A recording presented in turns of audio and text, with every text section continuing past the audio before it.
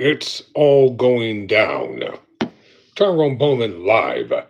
I found this video I came across from Roland Unfiltered. The headline reads, Black Pastor Unloads on Trump Voters in His Own Church. Let me read the caption here. Quote, Black Pastor Unloads on Trump Voters in His Own Church. Quote, don't get mad, you voted for him. End quote. The sanctuary stops cold as truth hits the people who voted for the very chaos they're living through. A Maryland pastor confronts Trump supporters directly from the pulpit, refusing to let the moment pass without accountability. His sanctuary turns tense as applause fades, and he presses the truth. Choices have consequences, and voters can run from what they supported. The message cuts deeper as he connects present political harm to historical injustice, including the removal of Martin Luther King Jr.'s birthday as a national holiday. Ain't that messed up? You knew they were going to come for Dr. King eventually. The removal of Martin Luther King Jr.'s birthday as a national holiday. What they want to do, they want to put somebody else's name there and give that person a holiday. His sermon becomes a great time reckoning inside the church, grounded in truth-telling and moral clarity. All right, let's get down to the video. 10 minutes in length, ladies and gentlemen. Of course, you'll probably try to insert some commercials here. A lot of white conservative pastors, they love trumpeting Trump in the pulpit. Black preachers have been sounding off and speaking to their congregations. Here's my man, Pastor Jenkins, First Baptist Church of Glenarden, Maryland, speaking from the pulpit on yesterday. So the people of Nineveh believed God, proclaimed a fast, and put on sackcloth, from the greatest to the least of them. Oh, I love that right there. When Jonah obeyed God, the people changed. And they believed God, and they proclaimed a fast. They put on sackcloth. That word, when he talks about somebody putting on sackcloth, that means they repented. And you know who did it? From the greatest to the least. Let me put it in today's language. Everybody. Everybody changed. Everybody changed. And then verse 6, then the word came to the king of Nineveh. And he arose from his throne and laid aside his robe, covered himself with sackcloth, and sat in ashes. When the people in the city changed, it caused the leadership of the city to change.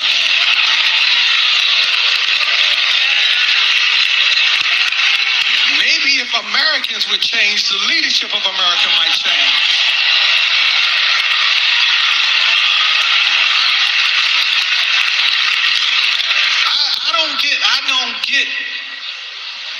I better leave that alone. Let me just roll on.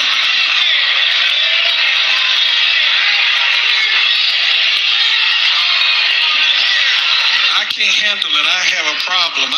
Houston, we have a problem.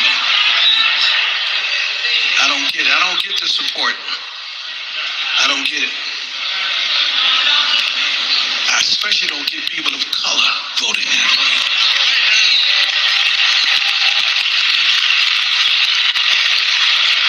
Y'all see the claps are getting lower and lower. Some of them people here, some of them people who like him, voted for him, are here. Don't get mad because you ain't got no job. You voted for him.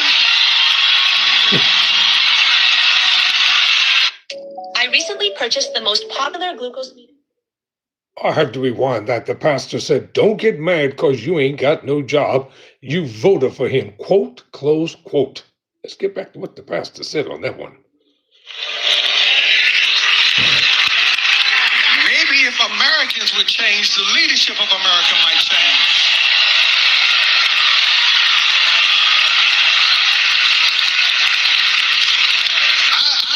I don't get. I better leave that alone. Let me just roll on.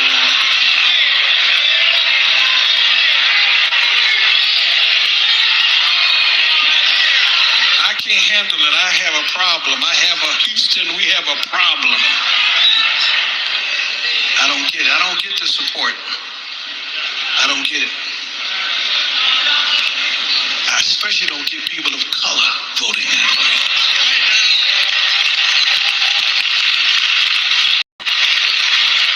Y'all see the claps are getting lower and lower. Some of them people here, some of them people who like him, voted for him, are here.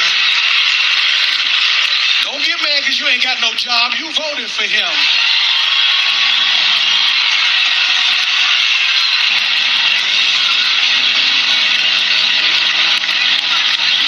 Please don't start me to cussing today. Please, Lord. I better leave this alone. I feel something rising up on me. I feel something coming on me. Did y'all hear that they stopped and took away Martin Luther King's birthday? Did y'all hear that? That man caused a change. MLK, Martin Luther King Jr. caused this nation to rise up and recognize his wickedness. And they took away his birthday for being a national holiday.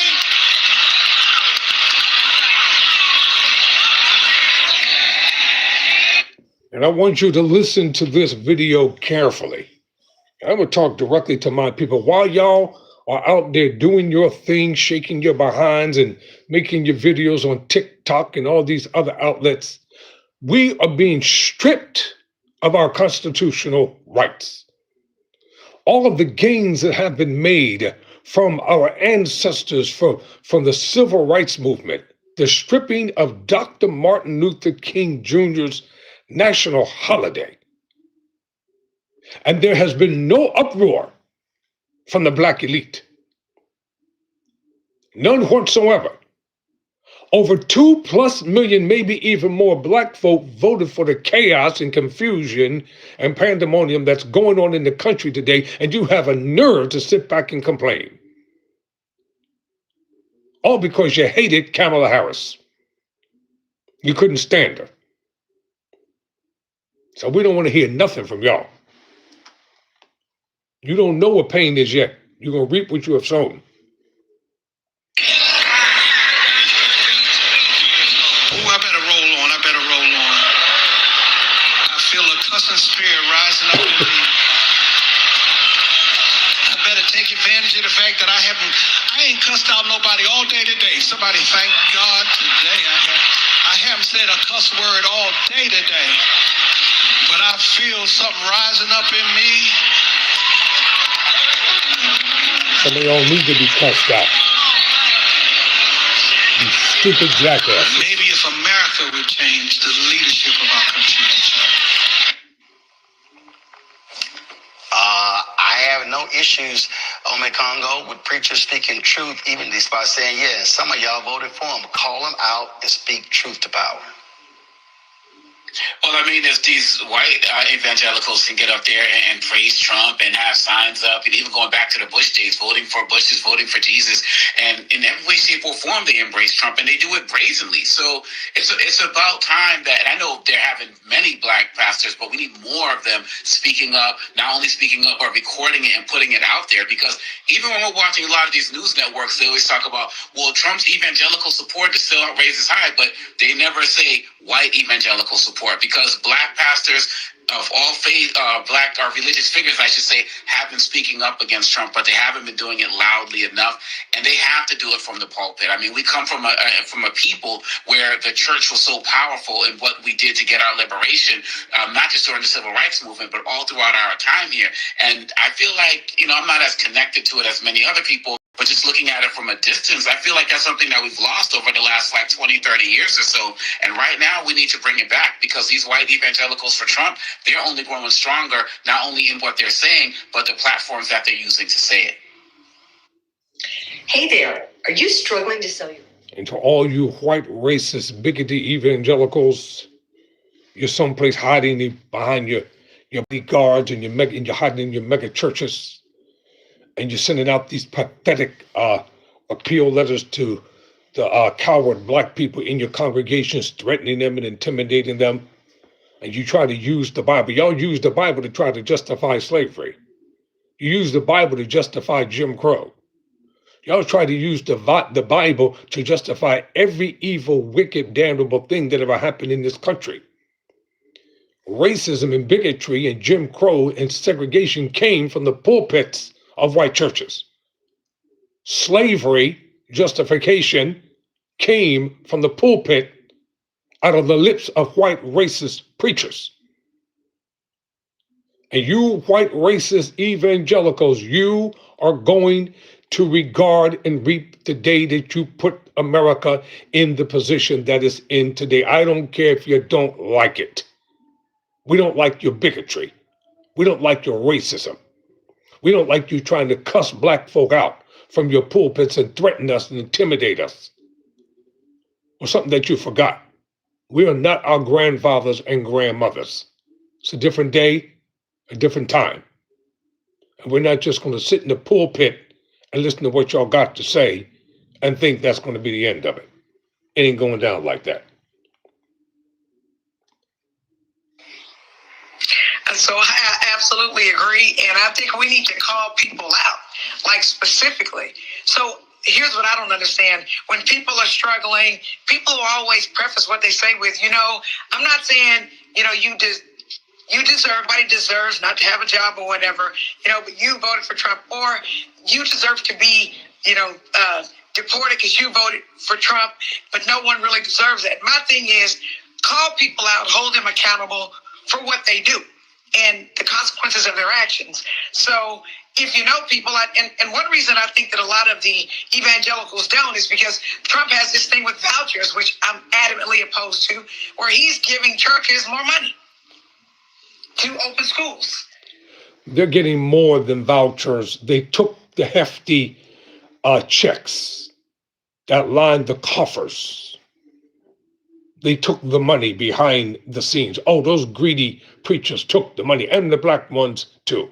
They took the money. So now they can't open their mouths and speak.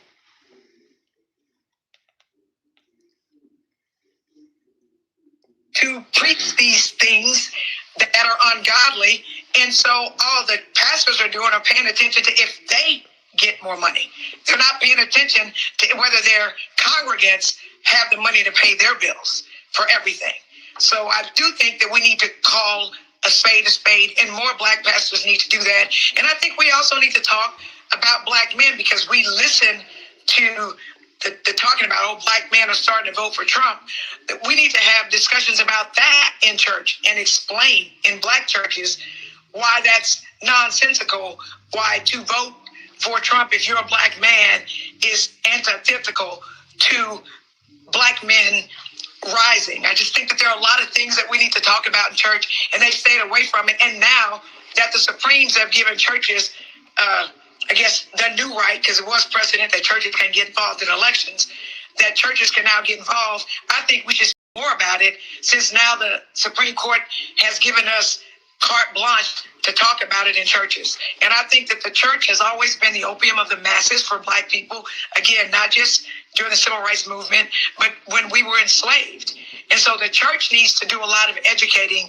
And now, again, they can't get in trouble for it. They won't lose their tax exempt status. So I think now they need to have courage to speak truth to power, and also speak to black people, because we are suffering, and we are suffering the most at every level for everything. And the pastors need to do that. And that's where I think that we as elected officials need to talk more to the pastors so that we can educate them on how things really work. Again, Roland, going back to the conversation we had before, so that the church can explain these things to the congregants and explain to them why they need to pay more attention to politics, not less. Randy, what would it feel like to wake up on your terms? I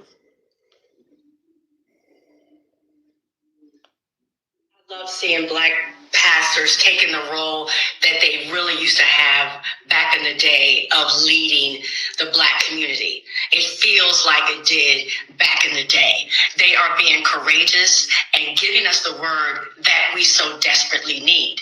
And I believe as they are courageous and are leading, more people will follow. I bet we're going to see an uptick in people going to church. because never in a long time have we needed this word so much. And so I appreciate it. I applaud it. Every week now, I'm just seeing clips of different pastors speaking passionately about what's happening in America in a way that speaks to us. And I must give a shout out to the organist, because nobody, did you see the way he was hitting on his message too? Nothing like a Black church organist to hit on those messages and add to the drama as well. I appreciate that. All right, then. Hello, I'm Isaac Hayes III, founder and CEO. All right, ladies and gentlemen, I'm going to leave it right there. Check out the video. Hit me up in the comment section. Let me know what you think about it. Never surrender. Never quit.